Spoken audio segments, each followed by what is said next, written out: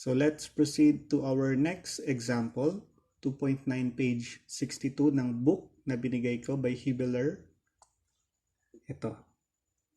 Marami sa inyo alam ko natatakot pag irregular na ang shape ng load. Like this one, this is a trapezoidal load. We have a 15 kilonewton meter, a varying load from 15 kilonewton meter, the largest load, going to 5 kilonewton per meter na load. The trapezoidal load is acting along a cantilever beam. So take note of the kind of beam na ipipresent ko sa inyo. This is a cantilever beam. So for the problem, determine the support reactions of the beam shown. So asaan yung support ng beam na to? So at A, at point A, that is a cantilever beam. So first, let's talk about this kind of beam. So this is actually a cantilever beam. Why cantilever beam? Because it has a fixed support and a free end or the unsupported end. So just imagine yung sa mga pool. Sa mga pool, di ba, meron yung parang tinatalunan yung mga swimmer. And then nagbe-bend yun. And then it will kick the swimmer. Parang ihahagis niya ng mas mataas. That is a cantilever support. So let's take a look at support A. So pag cantilever, we have three reactions. We have along Y, we have along X, and we have the moment at that point. So i-review natin. For a roller support, it has a one internal reaction, which is RY. Or whatever, kung anong point yan siya. Pero nag-iisa lang yan siya. For hinge support, we have two. The RX and RY. And for fixed support, it has three internal reactions. The RX, RY, and moment. So, eto. Para lang ma-enlighten kayo about the cantilever. So this is an example of a cantilever beam. So yan, that is the fixed support. And here is the free end. So para mas maintindihan nyo, ayan. So kung nakakita na kayo ng ganyan in actual or in the internet, so mas madali nyo maiintindihan si cantilever beam. So that is a cantilevered stairs. So yan, yan, yan, yan. These are fixed supports. And that one, that are the free ends. So mas klaro na ngayon si cantilever beam.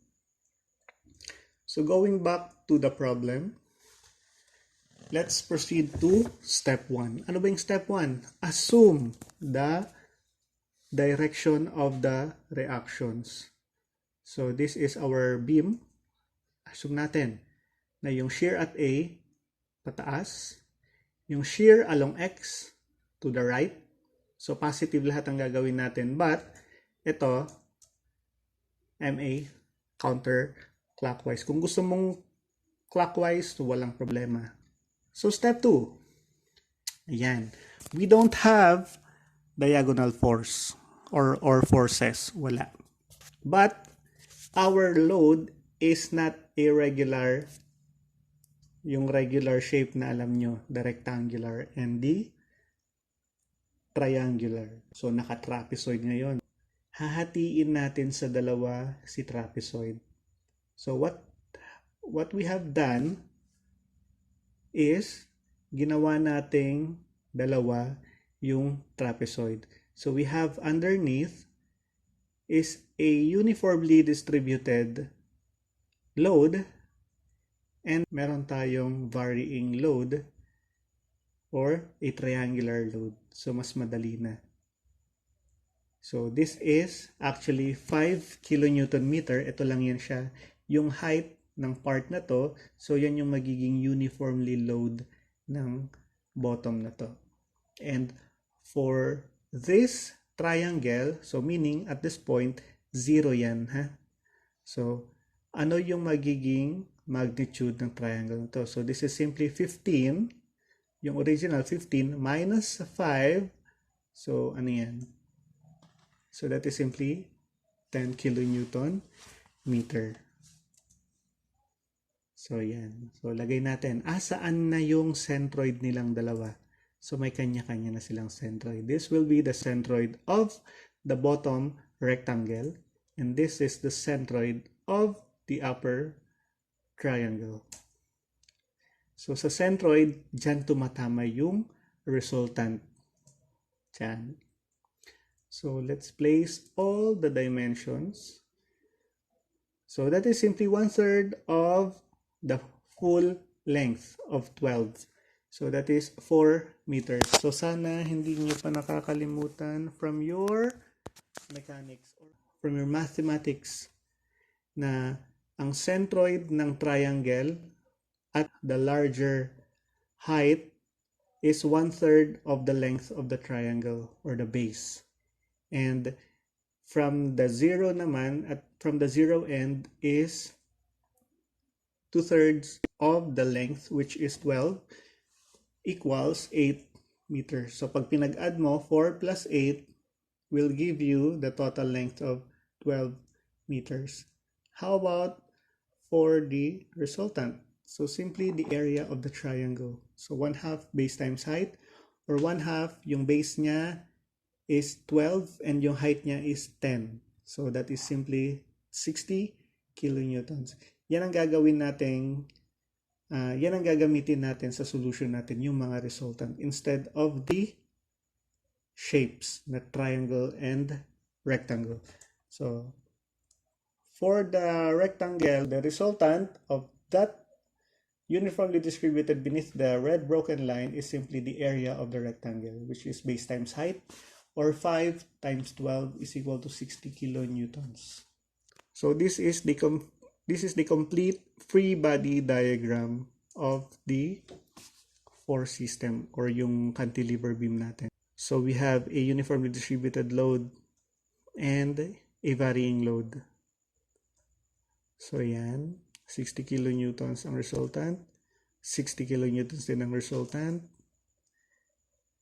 So, let's place all the details para hindi tayo mahirapan mag-solve. So, assumption natin for VAY going up, VAX to the right, and moment at A counterclockwise. So, step 3. You have to choose among the 3 kung sino ang pinaka-applicable na gamitin sa start. So this is our free body diagram. So deadmahin nyo na yung magenta and sky blue color ng mga figures kasi hindi nyo na yun gagamitin because we already have their resultant forces na yung 260. So yung 260 ang gagamitin natin sa solution. So in this case, ang pinaka-applicable unahin ay si summation moments about A. So in doing that, makakancel natin si VAX and VAY kasi dyan tayo mismo mag-moment. So, simply, lahat ng clockwise ay positive. So, sino-sino ang mga mag-moment sa A? So, we have the 60 of the triangle and 60 of the rectangle, the distance of 4 and 6 respectively, and rotating clockwise. So, positive silang dalawa. So, 60 times 4 plus 60 times 6 minus yung counterclockwise MA is equal to 0. So, one unknown, kayang-kaya. So, MA is 600 kilonewton meter. Counterclockwise, nag-positive ang answer. Meaning, tama ang assumption natin. Next, summation forces X is equal to 0. And obviously, nag-iisa lang yung force natin acting along X direction, and that is VAX alone. So, wala nang iba. VAX is simply equal to 0. And lastly, we have the summation forces Y should be equal to 0. So lahat ng papunta sa taas ay positive. And here we have 1 going up, which is the shear at AY, and we have 2 going down. So writing them out, boom. So VAY is positive and the 260s are downward. So napakadali lang. So VAY is 120 kilonewtons. Upward, positive ang answer, meaning tama ang assumption nyo na pataas si VAY. So for your final answer, we have MA is equal to 600 kilonewton meter counterclockwise. VAY is equal to 120 kilonewtons upward, and VAX is equal to 0 kilonewtons.